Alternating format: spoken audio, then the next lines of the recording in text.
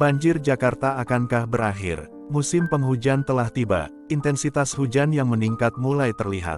Padahal, puncak musim penghujan di DKI Jakarta diperkirakan baru terjadi pada Januari-Februari tahun 2023. Muncul ketakutan, banjir kembali menyapa. Masih teringat jelas hujan deras berjam-jam yang mengguyur Jakarta pada Selasa tanggal 31 Desember tahun 2019 lalu. Saat sebagian warga Jakarta masih hanyut dalam perayaan pergantian tahun, mereka tak menyangka beberapa jam ke depan, di hari pertama 2020, ibu kota mendapat hadiah istimewa. Salah satu hujan paling ekstrim di Indonesia meneror Jakarta. Banjir datang mengiringi. Sebagian besar wilayah di Jakarta pun lumpuh dan gulita. Bagaimana tidak, curah hujan awal tahun itu merupakan salah satu hujan paling ekstrem selama pencatatan curah hujan harian yang dilakukan Badan Meteorologi Klimatologi dan Geofisika, BMKG, sejak 1866. Curah hujan paling tinggi terjadi di wilayah Halim Perdana Kusuma. Dari data observasi BMKG, pada tanggal 1 Januari tahun 2020. Pernah tercatat terjadi curah hujan mencapai 377 mm di wilayah Halim Perdana Kusuma, kata senior forecaster BMKG, Rifda Novikarani. Badan Penanggulangan Bencana Daerah BPBD DKI Jakarta mencatat 158 kelurahan di 38 kecamatan, dari total 44 kecamatan, terdampak. 31.232 jiwa harus mengungsi di 269 lokasi pengungsian per tanggal 1 Januari tahun 2020. Bahkan, 8 orang meninggal dunia karena bencana itu. Banjir akibat hujan ekstrim tersebut diperparah dengan limpasan air yang besar dari daerah hulu. Belum lagi berkurangnya waduk dan danau tempat penyimpanan air, penyempitan, dan pendangkalan sungai akibat sedimentasi dan sampah, rob, serta penurunan tanah, yang memperparah banjir kala itu. Alhasil, banjir tersebut butuh waktu lama untuk surut di beberapa titik. Belum sembuh dari banjir awal tahun. Banjir parah kembali menerjang ibu kota pada tanggal 24 Februari tahun 2020.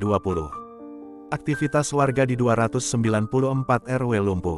Lebih dari 3.500 jiwa mengungsi. Kembali merujuk pada data BMKG, banjir besar di Jakarta yang terjadi pada 1918, 1979, 1996, 2002, 2007, 2013, 2014, dan 2015, selalu terkait curah hujan ekstrim. Melihat rekapitulasi kejadian bencana hidrometeorologi yang terjadi di wilayah DKI Jakarta dan sekitarnya, secara umum dapat dikatakan kejadian genangan banjir yang terjadi di wilayah DKI Jakarta dipicu oleh curah hujan dengan intensitas tinggi, yang dapat mencapai intensitas lebih dari 150 mm 24 jam. Hujan yang terjadi dalam durasi yang cukup panjang serta kondisi lingkungan yang belum siap menerima intensitas hujan yang cukup tinggi, ungkap Rifda.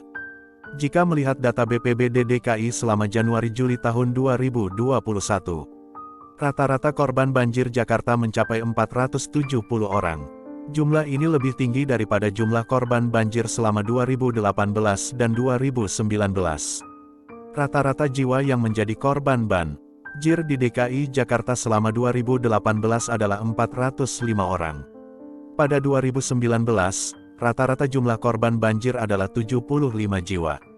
Sementara, ada 9 bencana banjir genangan pada 2018 di Jakarta Selatan, sebagai wilayah yang mengalami banjir paling banyak. 14 bencana banjir genangan di Jakarta Selatan pada 2019, 43 bencana banjir genangan di Jakarta Timur pada Januari-Juli tahun 2021. Namun, Sekda Uus Kuswanto memastikan pemerintah Provinsi DKI Jakarta sudah siap menyambut musim penghujan. Hanya saja, dia enggan berkomentar banyak soal kesiapan jajarannya itu. Sudah, antisipasi masing-masing SKPD juga disiapkan. Insya Allah, dinas terkait sudah mempersiapkan ya, insya Allah. Makasih ya, ujar Uus, saat ditemui di Ancol, Sabtu tanggal 10 Desember tahun 2022. Sebelumnya, penjabat Gubernur DKI Jakarta Heru Budi Hartono mengimbau masyarakat untuk terus memantau potensi cuaca ekstrim dari sumber resmi untuk mengantisipasi ancaman bencana alam, salah satunya banjir. Kami imbau tetap waspada dan dengan kondisi cuaca ataupun alam yang tidak bersahabat. Selalu melihat informasi dari BMKG dan informasi cuaca lainnya, kata Heru di Jakarta, seperti dilansir Antara, Minggu tanggal 4 Desember tahun 2022. Kepala Seksi Pencegahan BPBD DKI Jakarta Rian Sarsono menjelaskan, pihaknya telah memiliki mitigasi menghadapi bencana, salah satunya banjir. Menurut dia, menyambut musim penghujan tahun 2022 sampai tahun 2023 pun BPBD dan pihak terkait telah melakukan mitigasi banjir. Salah satunya menjalin komunikasi dengan lurah, sekolah, dan masyarakat. Sebenarnya sudah ya, jadi setiap tahun itu kita sudah melakukan komunikasi, peningkatan kapasitas, tahun ini kita juga sudah melakukan beberapa mitigasi dalam bentuk komunikasi kepada lurah, kemudian kepada masyarakat, kepada anak sekolah, serta dengan potensi ancaman bencana yang kemungkinan akan terjadi. Seperti kita ada kegiatan namanya Sekolah Madrasah Aman Bencana, peningkatan kapasitas bagi komunitas di lingkungan masyarakat, dan di lembaga-lembaga keagamaan masyarakat sendiri, jelas Rian. Dia juga mengatakan, jajarannya sedang melakukan penempatan jalur-jalur evakuasi di beberapa wilayah kelurahan yang rawan banjir.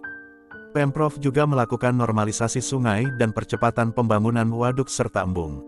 Kemudian melakukan beberapa pembersihan sungai-sungai oleh Dinas Lingkungan Hidup itu untuk mitigasi strukturalnya. Kalau dari BPBD sendiri kami telah melakukan beberapa pelatihan bagi masyarakat. Lanjut dia, apalagi, menurut Rian, banjir Jakarta merupakan bencana yang bisa diprediksi. Sebab, banjir Jakarta biasanya berasal dari limpahan air di hulu Bogor. Ketika Bendung Katulampa siaga 1, bisa diprediksi jam berapa banjir akan sampai di ibu kota. Banjir Jakarta itu sebenarnya sudah bisa diprediksi.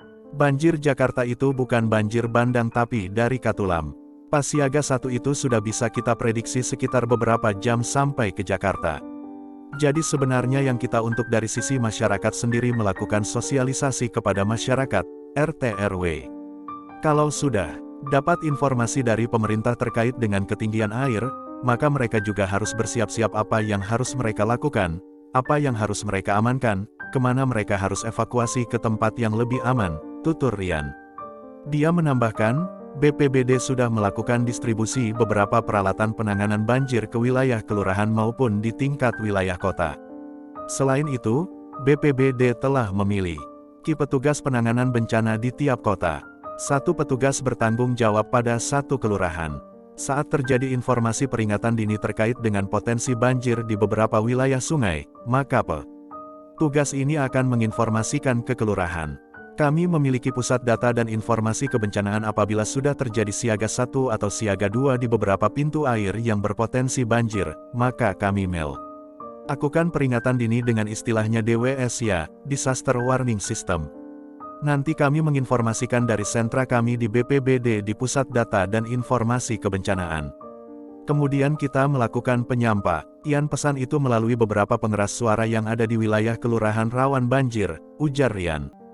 Kemudian melalui SMS Blast, kemudian kepada masyarakat bantaran yang berpotensi banjir, kemudian kita melakukan blast juga kepada perangkat setempat seperti lurah, camat dan wali kota soal kemungkinan potensi banjir yang terjadi akibat curah hujan yang tinggi atau kenaikan pintu air, sambung dia.